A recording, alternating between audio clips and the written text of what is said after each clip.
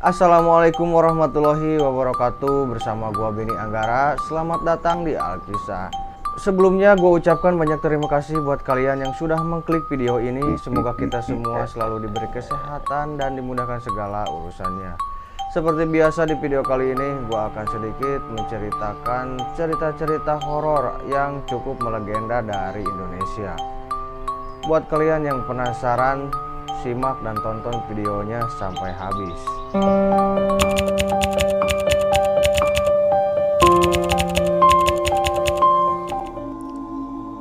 Seperti yang kita tahu bahwa Indonesia memang identik dengan hal-hal mistis. Banyak cerita horor Indonesia yang beredar di masyarakat dan menjadi perbincangan hingga ke generasi selanjutnya. Mulai dari urban legend, mitos, klinik, dan lainnya.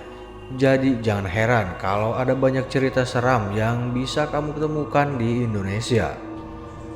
Uniknya, setiap daerah yang ada di Indonesia memiliki cerita horor sendiri. Hal ini terbukti dengan adanya berbagai macam hantu yang berasal dari daerah tertentu dan sudah diceritakan secara turun-temurun.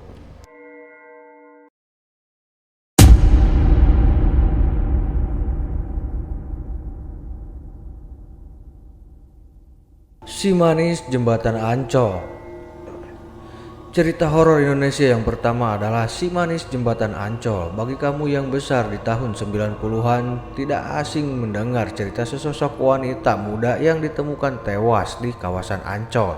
Legenda masyarakat Jakarta itu bahkan beberapa kali diangkat menjadi film beberapa waktu lalu dan dibuatkan beberapa serial yang tayang di televisi. Versi pertama menceritakan gadis bernama Maryam yang tinggal bersama ibunya di rumah seorang saudagar kaya. Saudagar tersebut jatuh cinta dengan kecantikan dan kemanisannya, namun Maryam menolak dan melarikan diri. Pelarian Maryam sia-sia karena ia bertemu dengan kawanan preman yang memperkosa dan membunuhnya. Lalu jasadnya dibuang di dekat area Ancol. Versi kedua menceritakan seorang gadis bernama Arya yang tidak jauh berbeda nasibnya dengan Maryam yang akan dinikahi oleh seorang juragan kaya bernama Oi Tambahsia. Arya melarikan diri, namun ia berhasil ditangkap oleh para preman tangan kanan Oi Tambahsia. Meski sempat melakukan perlawanan, namun ia tidak sanggup melawan karena tenaganya tidak sebanding. Akhirnya Arya tewas di tangan para preman tersebut dan jasadnya dibuang di dekat persawahan dekat Ancol. Hingga kini sejumlah orang mengaku pernah melihat sosok Maryam atau Arya menampakkan diri di atas jembatan Ancol. Ia digambarkan sebagai sosok berambut panjang dan kehadirannya dipercaya berkaitan dengan terjadinya sejumlah kecelakaan di daerah tersebut. Cerita menyeramkan terkait kehadiran sosok Maryam pernah dialami oleh Mbah Broto, seorang pelukis daerah Ancol. Ia mengaku didatangi sosok Maryam yang minta dilukis.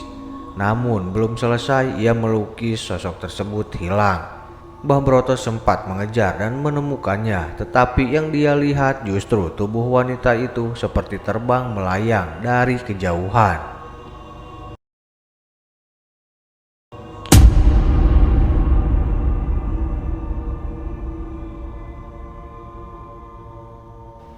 Nyi Roro Kidul. Nyi Roro Kidul menjadi cerita horor Indonesia yang melegenda bagi masyarakat Jawa, khususnya yang tinggal di daerah pesisir pantai selatan. Banyak versi yang menyebutkan asal-usulnya, salah satunya menyebutkan bahwa ia merupakan putri Prabu Siliwangi dari kerajaan Pajajaran bernama Putri Kandita. Kehadiran Putri Kandita tidak disukai oleh Selir dan saudara-saudaranya, hingga ia dikutuk oleh seorang penyihir dengan penyakit kusta. Prabu Siliwangi dihasut oleh Selir dan anak-anaknya untuk mengusirnya dari kerajaan. Mendengar hal tersebut, Putri Kandita melarikan diri dari kerajaan dan mendapat bisikan gaib untuk menceburkan dirinya ke Laut Jawa bagian selatan. Setelah itu, Putri Kandita sembuh dari kutukan tersebut dan memutuskan untuk tinggal di Laut Selatan bersama pasukannya hingga kini. Cerita yang menyeramkan dan melegenda adalah larangan memakai baju hijau ketika berkunjung ke pantai selatan. Bagi siapapun yang memakai pakaian hijau di sepanjang pantai selatan, ia akan tertimpa kesialan, yaitu diculik oleh penguasa pantai kidul. Pertama, ia akan dijadikan pasukan kerajaan, dan kedua, ia akan dijadikan sebagai pelayan istana Nyi Roro Kidul. Terlepas dari benar tidaknya cerita tersebut, sejumlah masyarakat pesisir Laut Selatan mempercayai mitos tersebut hingga kini.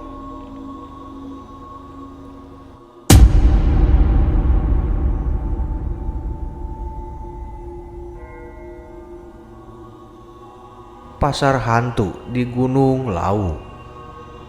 Mendaki gunung adalah kegiatan yang menyenangkan, namun apa jadinya jika hal tersebut menjadi cerita yang menyeramkan? Gunung Lawu adalah gunung yang berada di daerah perbatasan antara Karanganyar, Jawa Tengah dengan Magetan, Jawa Timur, yang banyak dijadikan sebagai objek pendakian. Namun, Gunung Lawu bukan gunung yang biasa, sebab banyak pendaki yang menemui kejadian mistis di sana. Sejumlah kejadian mistis banyak ditemui, seperti kehadiran pasar di daerah lereng gunung. Cukup aneh karena jarang ada pasar di daerah pegunungan. Namun, pasar yang dimaksud adalah pasar hantu yang terletak di pos 5 pendakian melalui Candi Ceto. Masyarakat setempat mempercayai jika ada yang melewati pasar hantu tersebut dan mendengar suara pedagang menanyai mau beli apa, pendaki harus menjawab pertanyaan tersebut. Jika ditawari sesuatu, maka harus ditolak dan mengambil sesuatu yang ada di sekitar seperti batu. Setelah itu, pendaki juga harus melemparkan uang ke arah sumber suara. Jika tidak, maka ia akan ditimpa kesialan selama berada di Gunung Lawu. Beberapa pendaki yang melanggar pantangan ini dikabarkan tersesat sampai hilang diculik ke dimensi lain.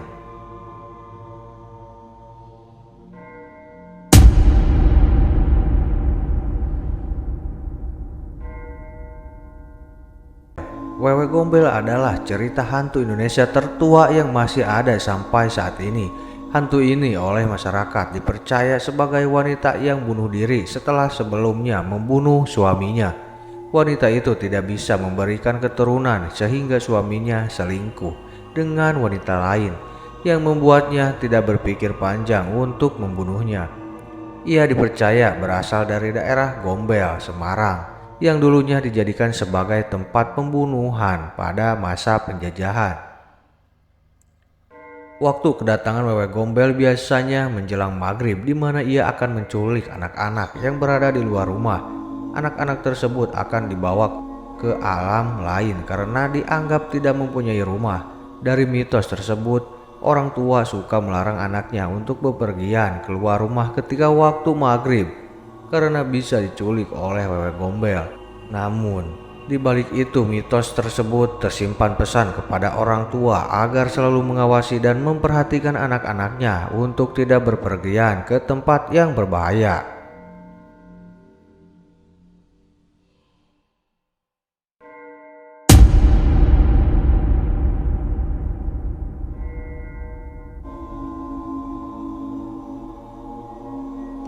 Lampor.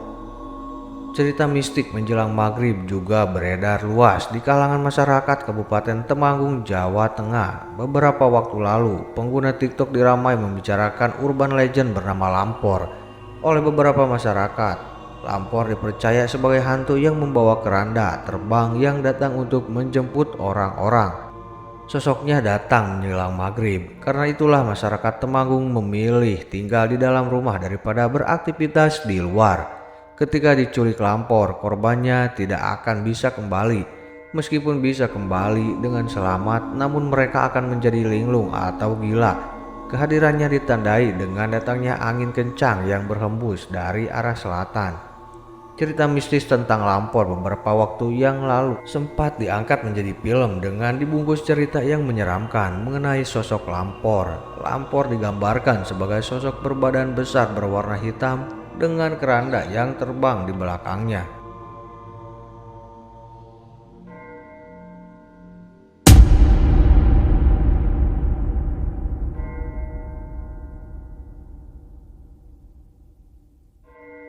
KKN di Desa Penari. Seorang pengguna Twitter di tahun 2019 pernah membuat gempar karena kisahnya yang menyeramkan. Ia menceritakan kisah nyata yang dialami oleh sejumlah mahasiswa yang sedang melakukan KKN. Kejadian tersebut terjadi 10 tahun yang lalu di mana dua orang anggota KKN menghilang secara misterius. Dikisahkan tim KKN tersebut mengambil lokasi desa penari sebagai tempat mereka melakukan kegiatan. Di tengah pelaksanaan, mereka mengalami kejadian-kejadian misterius yang tidak bisa dijelaskan oleh akal sehat. Cerita tersebut dipercaya berasal dari daerah Jawa Timur, tepatnya di Kabupaten Bondowoso, yang memang terkenal dengan beberapa cerita-cerita yang menyeramkan sampai sekarang. Namun kebenarannya apakah lokasi tersebut adalah Bondowoso masih diperdebatkan hingga saat ini karena banyak disangkal oleh netizen.